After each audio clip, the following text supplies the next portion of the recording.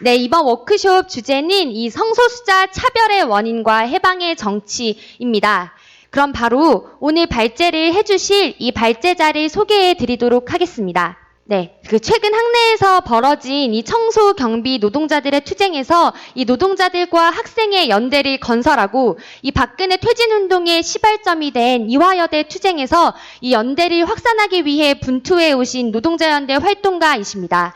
또 신문노동자연대의 이 반자본주의적 관점으로 이 성소수자 해방과 이 한국 성소수자 운동에 관한 기사를 다수 기고해 오셨습니다. 옆에 앉아 계신 양효영 님이십니다. 그럼 뜨겁고 힘찬 박수로 이 발제자의 발제를 청해 듣도록 하겠습니다. 예, 감사합니다. 딱 일주일 전에 성소수자들의 행진인 퀴어 퍼레이드가 있었어요. 혹시 참가하신 분 있으신가요? 예, 훌륭하시네요. 예, 굉장히 이제 활기차고 자신감 있고 즐거웠던 이제 행진이었는데요. 약 5만 명 혹은 뭐 누적으로는 이제 8만 명 정도가 행진했다고도 해요. 근데 이제 2000년에 열렸던 제1회 그 퀴어 퍼레이드가 200명이 채 안 된 사람들이 행진했다고 하거든요. 근데 그거에 비해서 어마어마하게 많이 이제 늘어났다는 것이고, 바로 그런 성소유자들이 더 자신 있게 더 이제 안정감을 느끼면서 이 퍼레이드에 참가할 수 있었다는 것은 그 성소유자에 대한 사람들의 인식도 전에 비해서 꽤 개선이 되어 왔다는 것도 이제 보여주는 것이기로 했죠. 그러나 여기에 참가한 대부분의 사람들은 이날의 그 해방감을 막 흠뻑 만끽한 다음에 바로 다음 날이면 차별과 혐오가 판을 치는 일상으로 돌아가야만 했었을 것입니다. 그래서 저는 이제 퍼레이드에 시작하고서는 퍼레이드가 다시 시청역으로 돌아오는데 되게 그 시청이 보였을 때 약간 그 개그 콘서트 끝났을 때 그 일요일 저녁의 느낌 같은 느낌을 들었었어요. 다시 이제 그런 일상으로 돌아간다. 아마 저 말고 더 많은 사람들이 이렇게 막 생각을 했을 거예요. 나만의 성소유자들은 일상에서 온갖 차별들을 받고 있습니다. 이 사소하게는 동성애자들은 보통 자신의 가장 친밀한 사람들한테 성적 지향을 숨기고 뭐 그런 것들 이제 거짓말을 해야 합니다. 물론 거짓말을 하지 않을 때도 있죠. 그러니까 누군가가 너 이성 친구가 있니? 라고 이제 물어보면 없다고 사실대로 이야기를 하죠. 왜냐하면 우린 동성 친구만이 있을 뿐이니까요. 그 이번 대선 기간에 우리는 이 돼지 발정제를 가지고 강간을 모의했던 그 강간 모의범이 동성애를 비난하는 꼴을 TV에서 봐야만 했었습니다. 그리고 여기에 촛불 대통령을 자임하는 문재인이 이제 동조하는 꼴도 봐야 했었죠. 바로 이런 모습은 그 여전히 남한의 이 핵심 권력자들은, 즉 지배계급은 이 성소유자에 대해서 여전히 인정하지 않고 그 배척하고 있다는 것을 보여줍니다. 또한 남한이 비록 그 군대 내이긴 하지만 동성애 처벌법이 여전히 있는 나라예요. 이번에 육군에서 한 대위가 그 동성 군인과 성관계를 했다는 이유로 그 군형법 92조의 유괴에 이제 걸려서 그 유죄 판결을 받았죠. 제가 이제 당시에 계룡대 군사법원에 직접 내려가서 그 판결을 직접 봤는데 재판장에서 그 한 개인이 했던 성행위, 그 다음에 성교 대상, 그리고 어디서 어떻게 했는지 그런 것들을 그 군 검사가 다 이렇게 범죄 행위라고 까발립니다. 당연히 엄청난 수치심과 모욕감을 느낄 수밖에 없는 것이죠. 그리고 이 A데이가 그 자리에서 이제 잘못했다면서 울면서 이제 선처를 구했는데 그 광경은 정말 정말 이 야만적인 모습이었어요. 그런 반성과 자백, 이 성적 지향에 대한 그런 걸 이제 강요하는 이 법이 한국에 여전히 이제 존재를 한다는 것이죠. 그리고 이런 적극적인 이제 처벌만이 아니라 권리를 동등하게 주지 않음으로써 배제하는 차별도 굉장히 많죠. 뭐 한국에는 뭐 동성 결혼, 뭐 동성 부부의 입양, 뭐 이런 건 뭐 없고요. 2013년에 이제 김조광수 씨와 이제 김승환 씨가 결혼 이제 혼인 신고를 넣었는데 이것이 이제 반려가 됐습니다. 이 노동자인 동성애자 커플들은 국민건강보험급여와 가입해서 배제와 차별을 받아요. 왜냐하면은 그 국민건강보험은 이제 그 직계 혹은 뭐 파트너까지 이렇게 보장을 해주는데 동성 커플은 법적으로 남남이거든요. 그래서 파트너가 아플 때 정식으로 휴가도 쓸 수가 없고, 그리고 병원에서도 이제 보호자가 될 수가 없죠. 그리고 가족이 아니라는 이유로 한쪽이 사망했을 때는 유산을 받을 수 없습니다. 그 2013년에 이런 일이 있었는데 약 40년간 함께 살았던 여성 커플 중에 한쪽이 이제 암으로 사망을 한 거예요.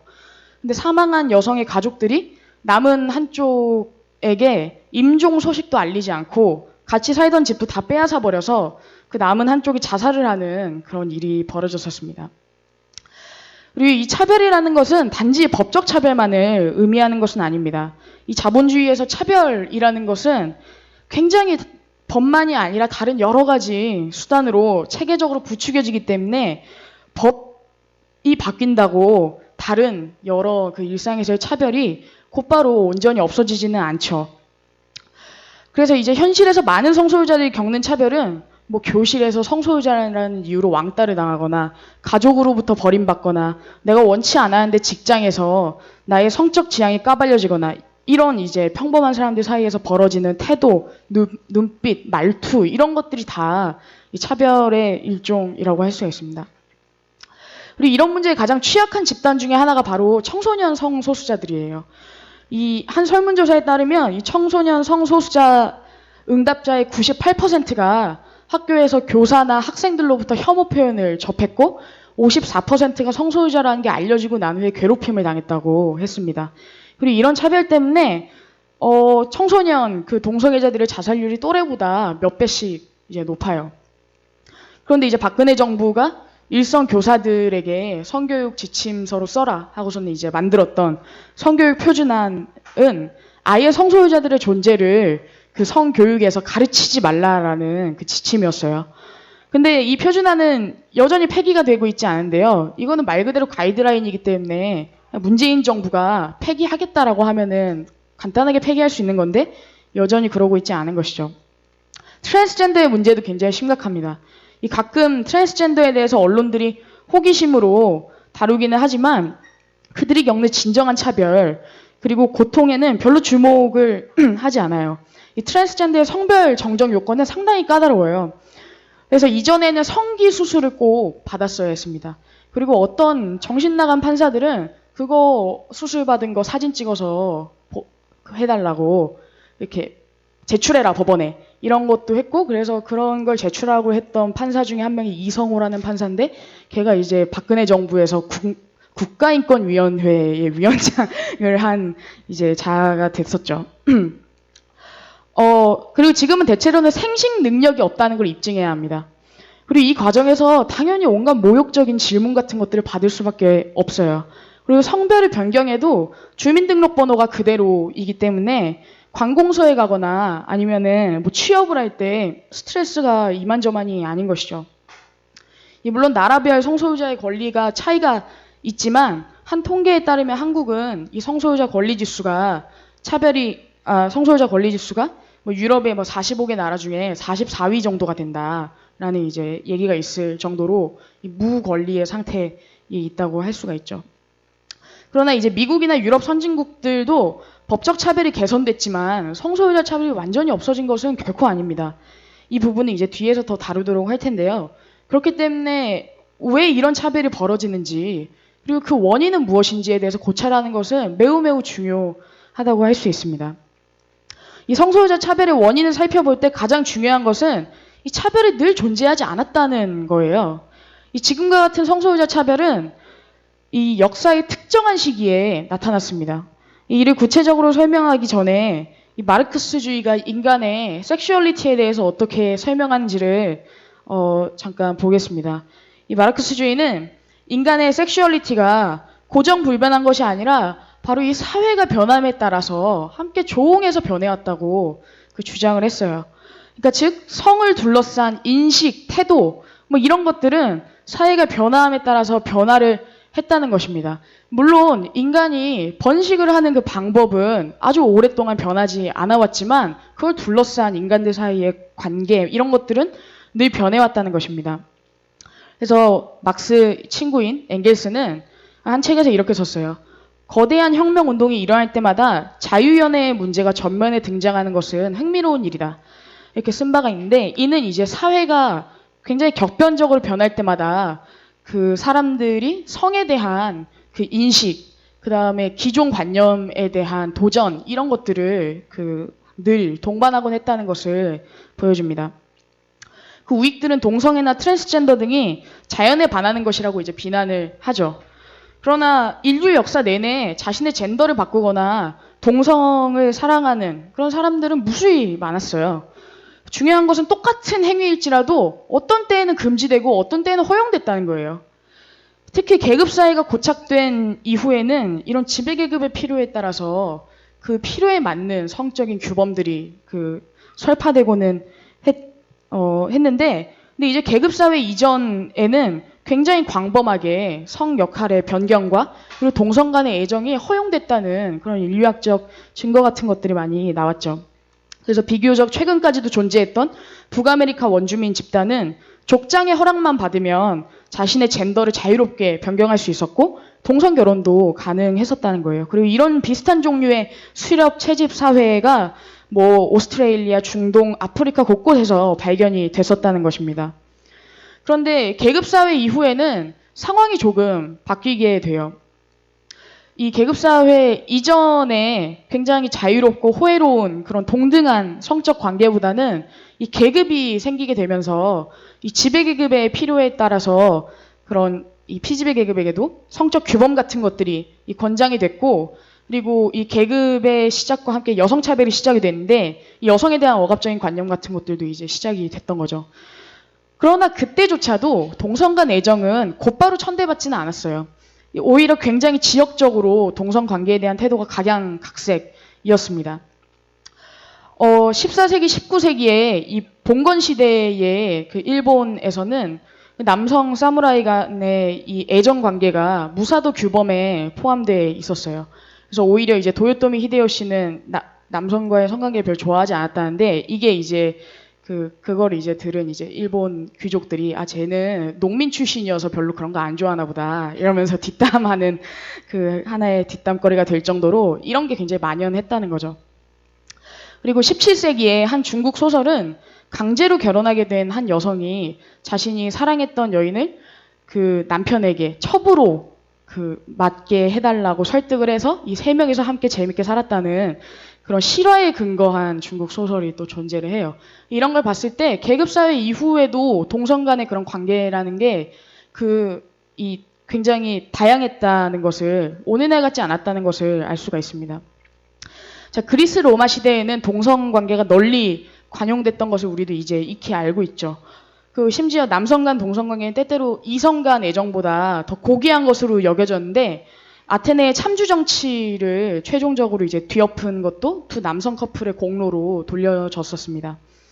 이는 이런 것들이 어떻게 가능했는가, 이 그리스 로마 사회의 이런 관용적인 태도가 어떻게 가능했는가를 보자면은 바로 그리스 로마 사회의 이 노예제 생산 양식하고 그때 당시에 이 성에 대한 태도가 밀접하게 관련이 있었다는 것을 알 수가 있어요.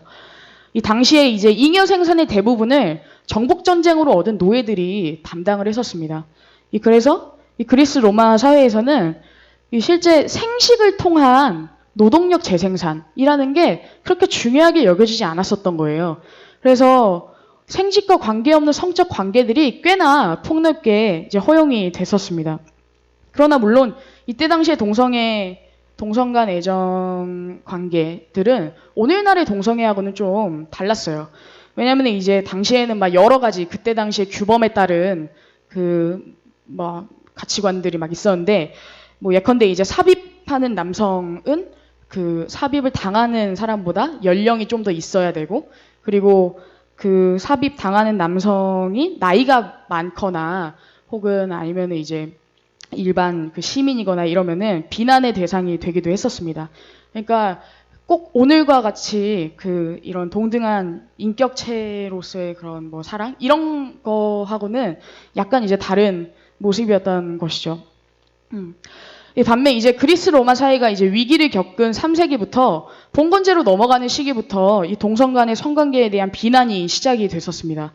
이 당시 로마는 기근과 돌림병으로 인구수가 굉장히 크게 줄었었는데 더 이상의 이제 정복 전쟁도 하지 않았었던 것이죠. 그리고 로마 제국이 붕괴한 다음에 이제 나타났던 봉건제에서도 교회와 이 봉건 영주들은 그렇기 때문에 생식을 위한 성관계를 굉장히 강조할 수밖에 없었던 것입니다. 이 때문에 동성간 성행위가 비난을 받곤 했지만 이 봉건제에서의 동성간 성행위에 대한 비난은 현대적 동성애 억압과는 달랐어요. 이 동성애라는 그 특별한 범죄 카테고리를 마련해서 그 비난을 했던 것이 아니라 이 중세의 교회라든지 그런 봉건 영주들은 생식과 관계없는 온갖 성적인 행위들을 쫙 나열하고 거기에 하나로 동성간 성관계도 포함을 시켰던 것입니다. 그래서 동성간 성행위와 함께 비난됐던 것들은 학문성교, 입식성교, 수간, 자위, 체외사정, 구강성교 등 당시 이제 지배계급이 보기에 이 뭐랄까 임신 확률을 좀 낮추는 그런 이제 성관계들이 다 이제 소돔이라는 이름으로 함께 비난이 됐었어요. 그래서 이거는 오늘날의 그런 어떤 동성애자라는 하나의 그 인간 집단을 배제하는 방식의 차별하고는 달랐었던 것입니다. 어떤 특정 행위를 금지하는 것이 어떤 것이죠. 그리고 육체적 관계가 아니면은 그 비난했다는 증거도 그 찾아볼 수는 없습니다. 그리고 때때로 이런 그 동성 간의 성행위 같은 것들은 이성 간에 벌어졌던 이 그 뭐 성 문제보다 덜 가혹하게 다뤄졌어요. 그걸 범죄라고 치더라도.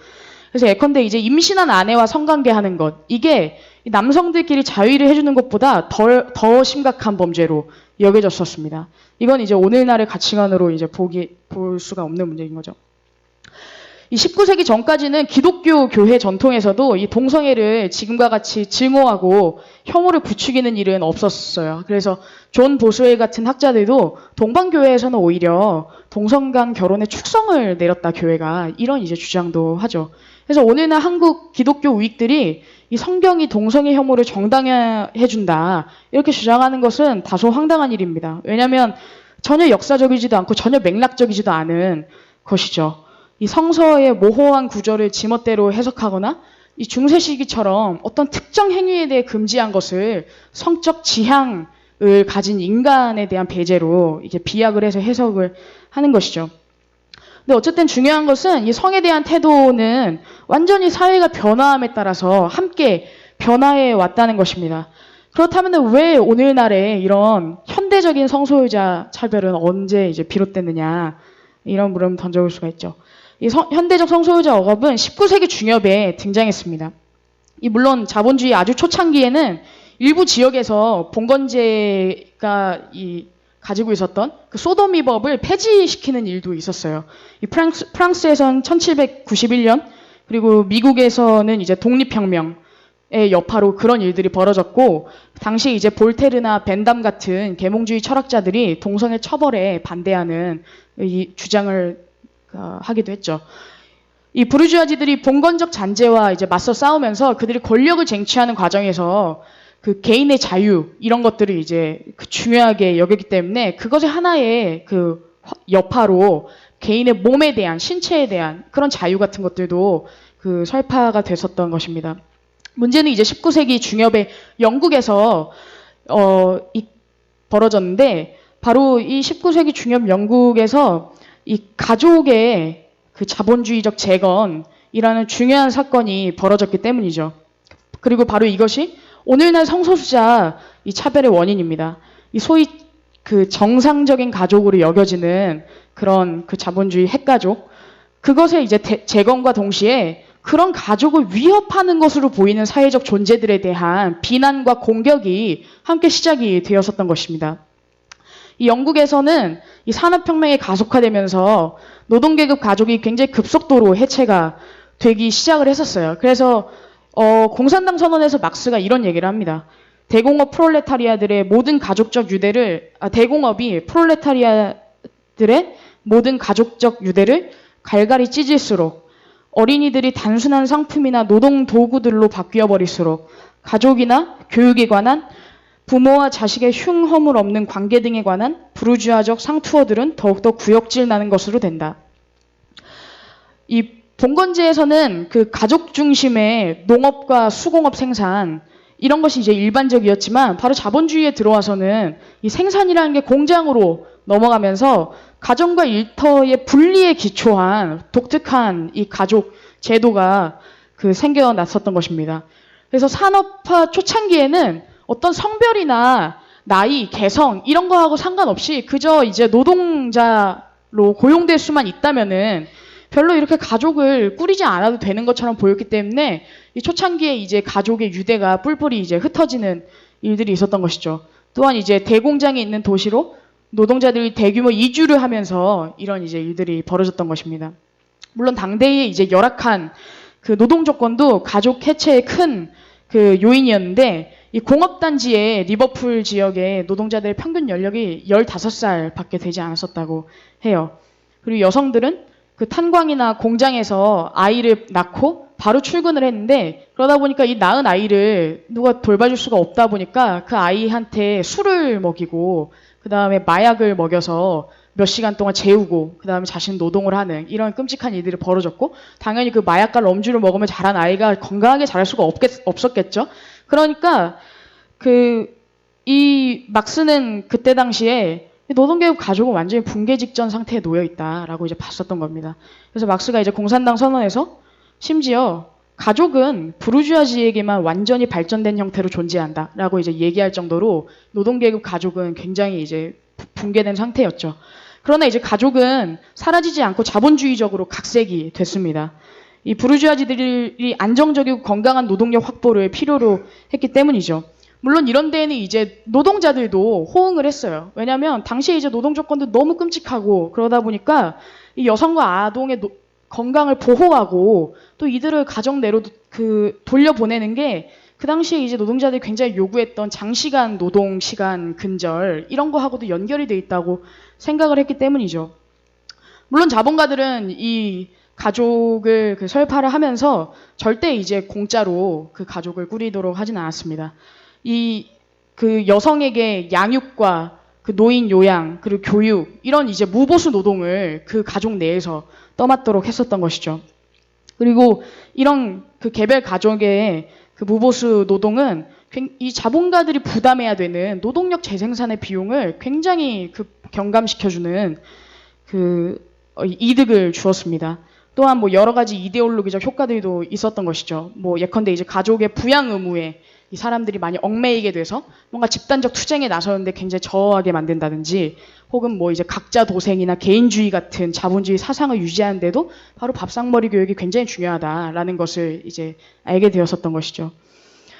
근데 이제 사회 전체에 이런 가족이 장려된 결과 가족은 그냥 바람직한 삶의 정도가 아니라 거의 유일한 삶의 방식이 되었어요.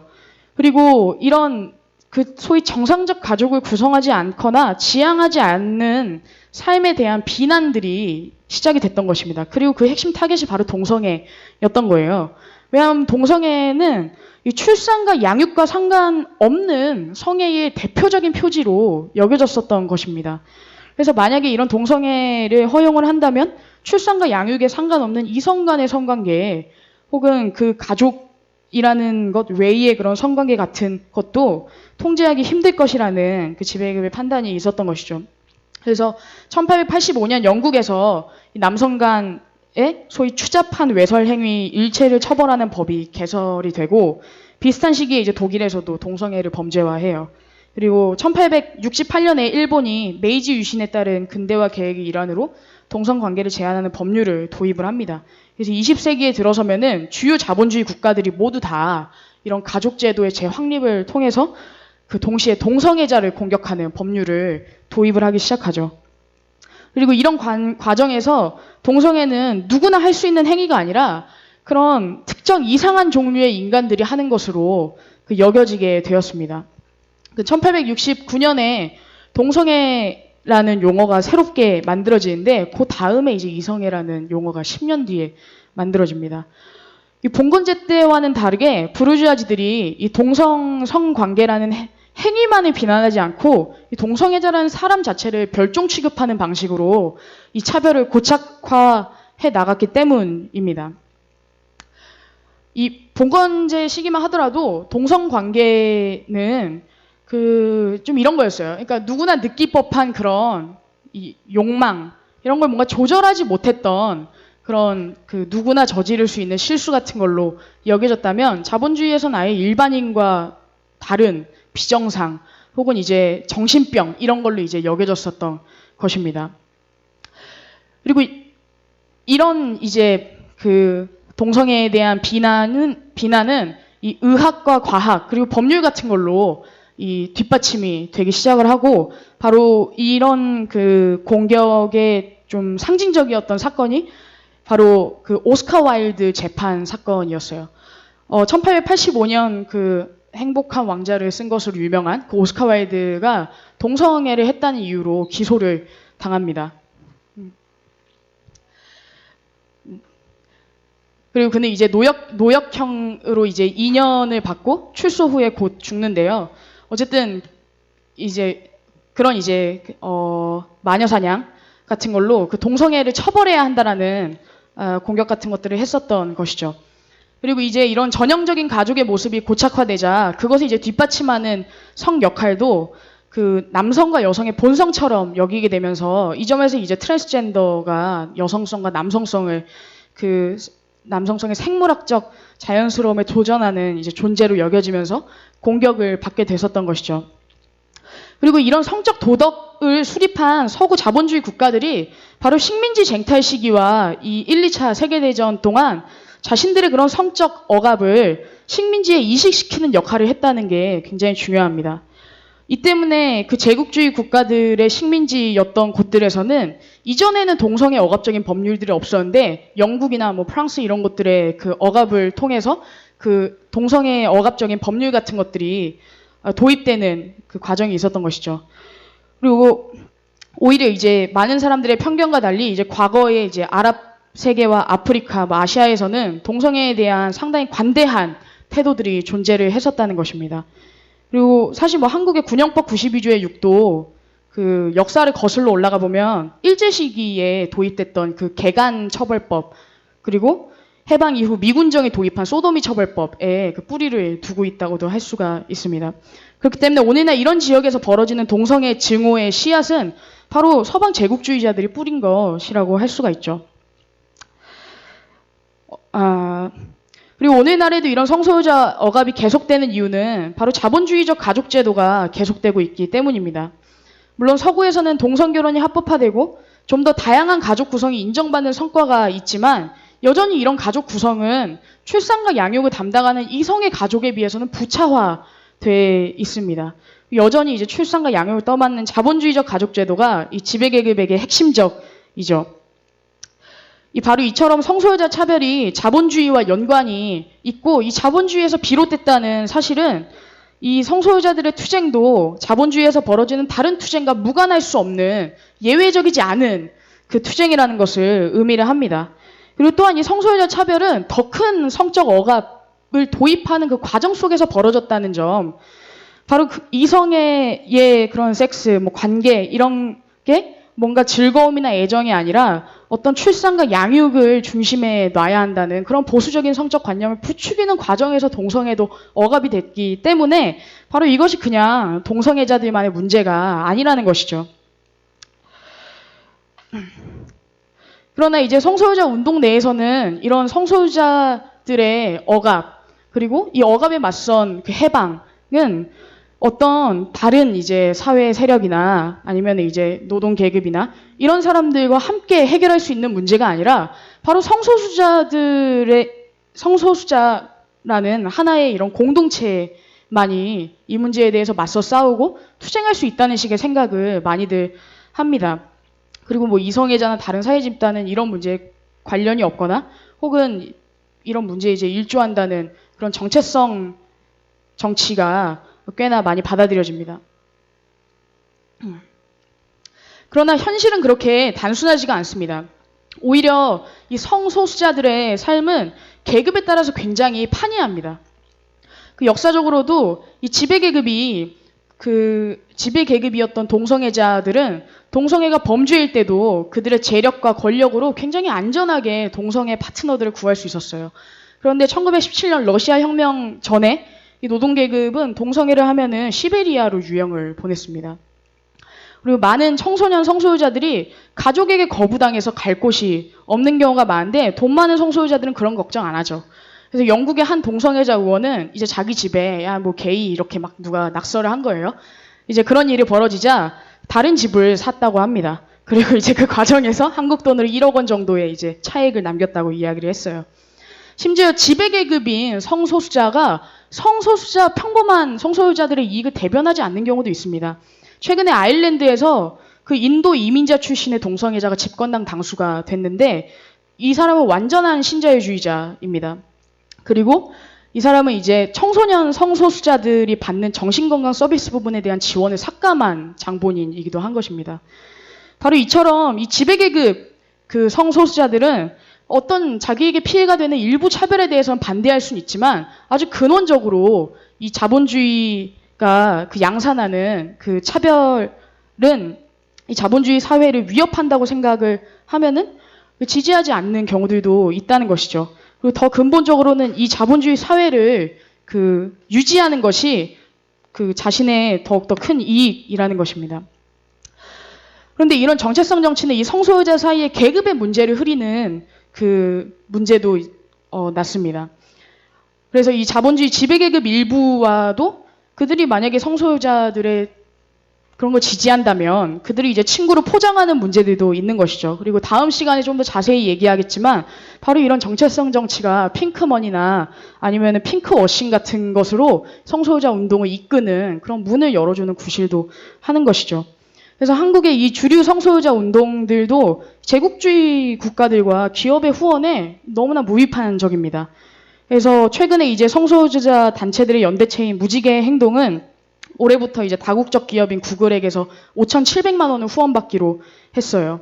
그리고 퀴어 퍼레이드 이제 조직위원회는 근래 몇 해간 이제 미국 대사관을 비롯해서 제국주의 국가들을 그 행사 무대에 세웠었죠. 그리고 올해 대구 퀴어 퍼레이드에서는 심지어 이 트럼프 사진을 부스에다가 이제 붙이고 그런 이제 일까지 막 벌어졌었습니다. 물론 한국 지배계급이 여전히 성소유자에 대해서 천대하고 아주 멸시하기 때문에 적지 않은 성소유자들이 이런 것 자체가 뭔가 나에게 힘을 주는 거라고 생각을 할 수도 있죠. 그리고 뭐 미국을 이제 우익들이 너무 숭배하니까 이런 미국을 이제 성소유자 집회 무대에 올림으로써 우익들을 입닥치게 하는 효과도 좀 있을 거라고 생각을 하고 한국 정부에 압력을 넣을 수도 있다고 생각을 할 수 있습니다.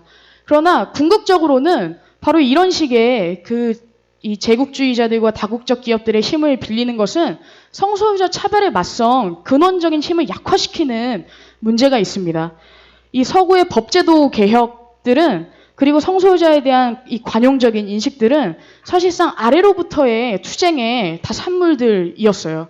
그것들은 어떤 기업이나 제국주의자들이 선물처럼 선사한 것이 결코 아니었습니다. 1969년에 스토널 항쟁 같은 급진적 성소유자 운동이 정부에 맞서서 경찰에 맞서서 투쟁했기 때문에 그 투쟁으로 미국 전역에 동성애 처벌법 대다수가 폐지가 될 수 있었던 것이죠. 그리고 이 한국 정부에 대한 이 국제 조약이나 뭐 제국주의 국가들의 압력을 통해서 군형법 92조의 6 같은 거를 이제 폐지할 수 있다는 생각도 굉장히 공상적입니다. 왜냐하면 한국은 자신이 유엔 인권위원회 의장이었을 때도 군형법 92조의 6을 유지하고 있었고 전혀 그런 거에 대해서 큰 압력이라고 생각하지 않기 때문이죠. 그렇기 때문에 결국 그 자국 내에서 성소유자들이 저항하고 정부에 맞서 싸우고 그런 걸 지지하는 사람들의 연대를 모아내는 것이 진정한 이 개혁을 위한 원동력이라고 할 수 있습니다. 그런데 이런 그 제국주의 국가들과 다국적 기업들의 후원을 받으면은 그들의 이제 악행을 핑크빛으로 칠해주는 문제가 있을 뿐만 아니라 그들에게서 고통받는 민중들의 연대를 과연 성소유자 운동이 받을 수 있는가 하는 이제 문제도 낳는 것입니다.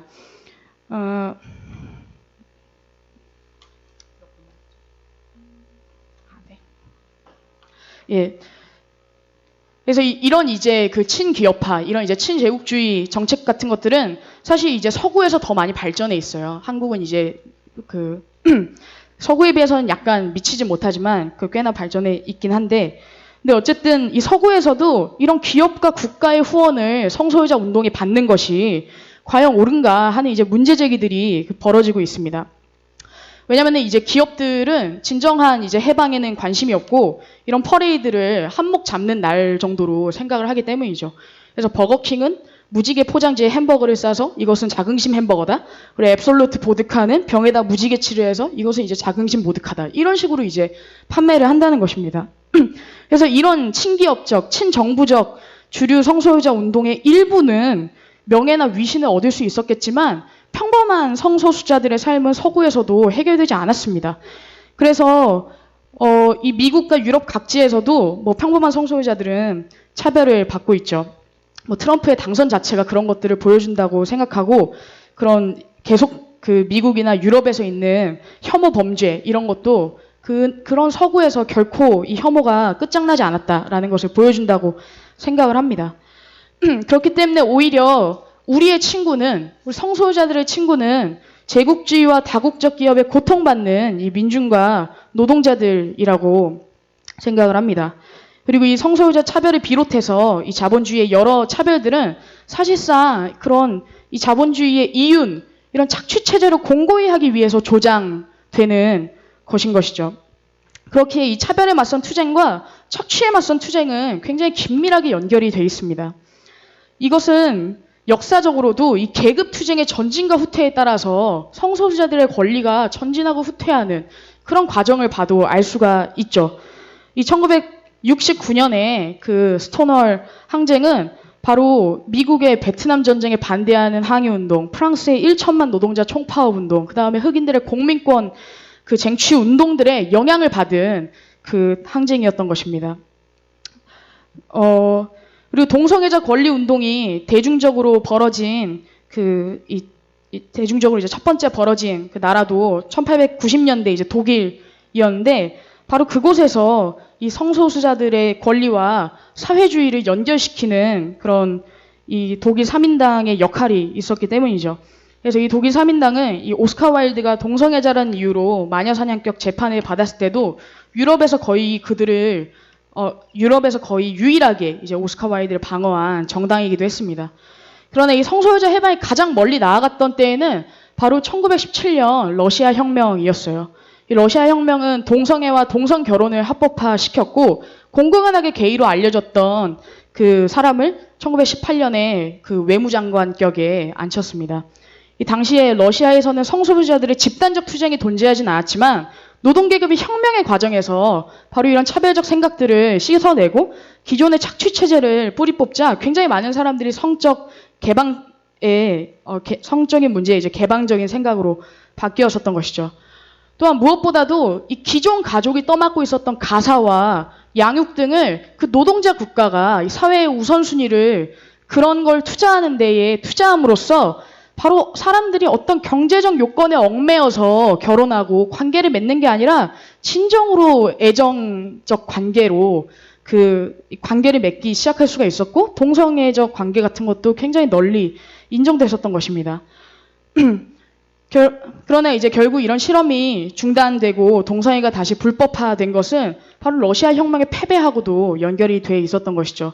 이런 제국주의 국가들의 공격과 그리고 그런 과정에서 스탈린이 부상했던 문제가 있었던 것입니다.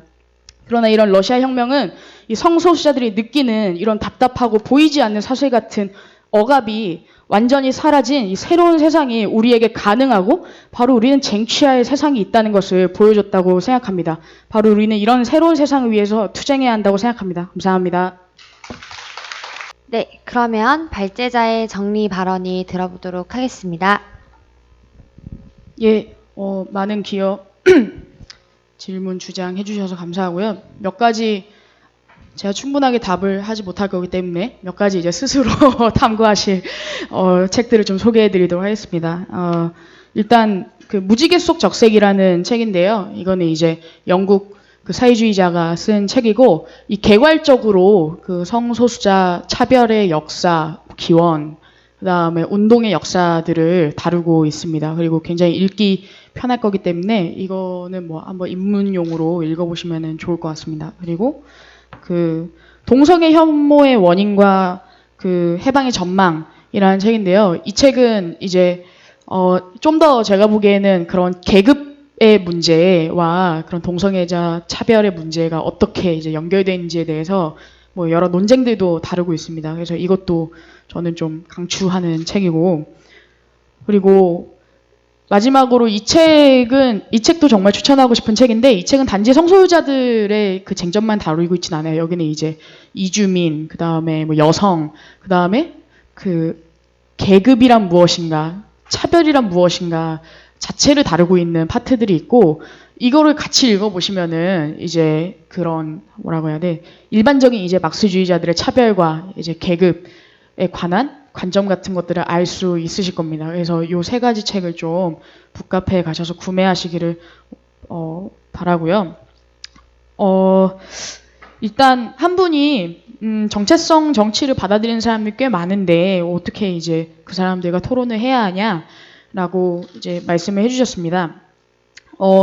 저도 뭐 기본적으로 그런 자발적으로 그런 정체성 정치의 그 핵심 주장들을 받아들일 수 있다고 생각을 해요. 그런 내가 동성애자니까 다른 동성애자 같은 경험을 하는 다른 동성애자들과 이렇게 연대하고 그런 사람들이 싸울 수 있지라고 생각하는 굉장히 좀 자연스러울 수가 있는데, 근데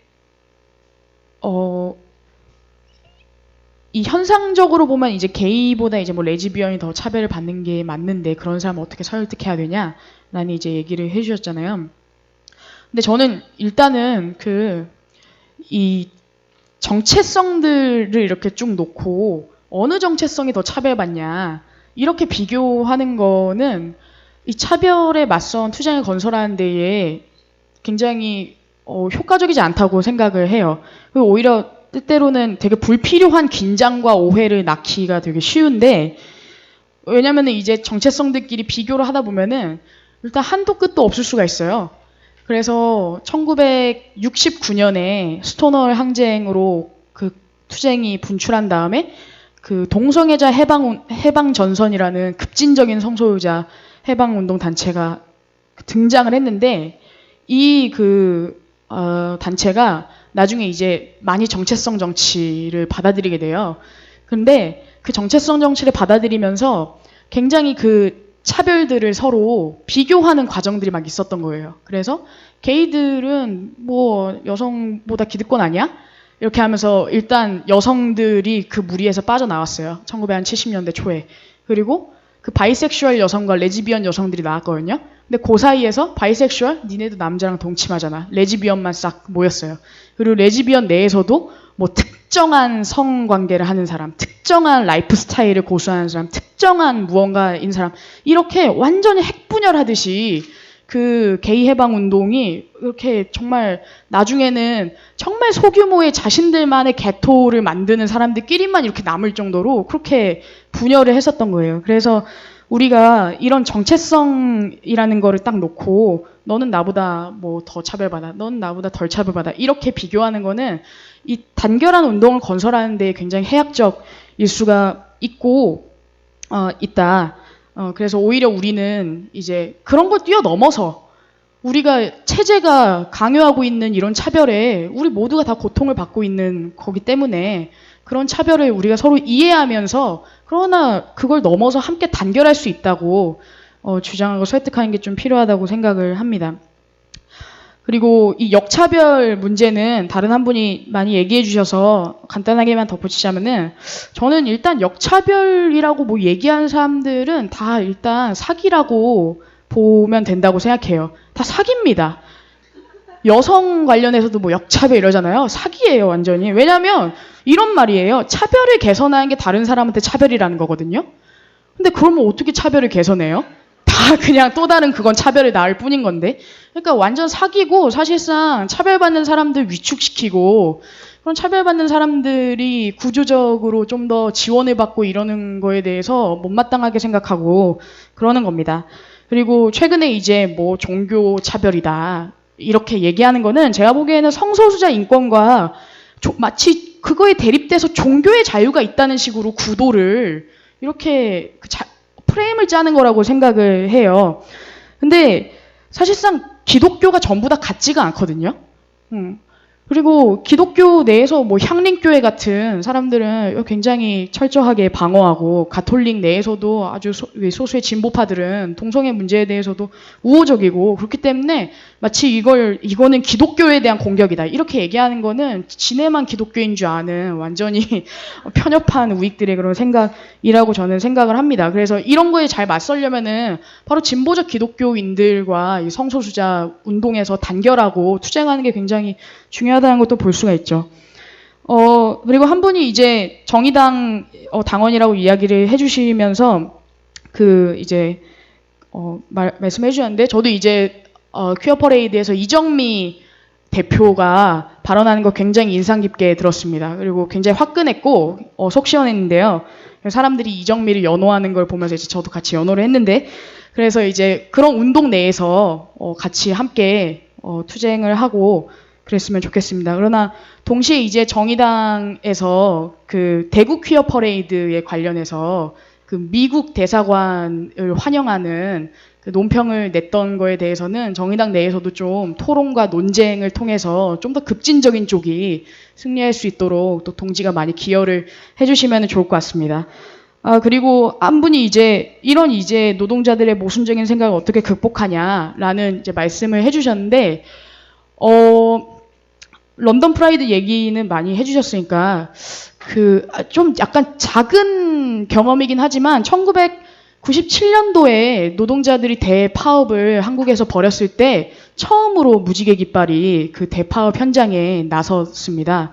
그리고 그들은 이제 뭐 LG 노동자들, 이런 노동자들하고 간담회 같은 것들을 했는데, 그 노동자들이, 성소유자 문제에 대해서 아무런 관심이 없다가, 뭔가 우리 투쟁을 지지한다고 해가지고 이제 만나봤더니 진짜 완전 평범한 우리 이웃이잖아 라는 것을 이제 깨닫게 되고, 그런 이제 굉장히 이제 우호적인 막 대화 토론 같은 걸 나눴다는 경험 같은 게 있습니다. 그리고 그 경험이 성소유자들한테 굉장히 우리가 이렇게 인정받을 수 있고 우리의 지지자들이 저렇게 강력한 힘을 벌이면서 완전히 그 한국 사회를 뒤흔들고 있는 저런 사람들이 우리의 동료가 될 수 있구나라는 거를 이제 또 느끼게 되었었던 것이죠.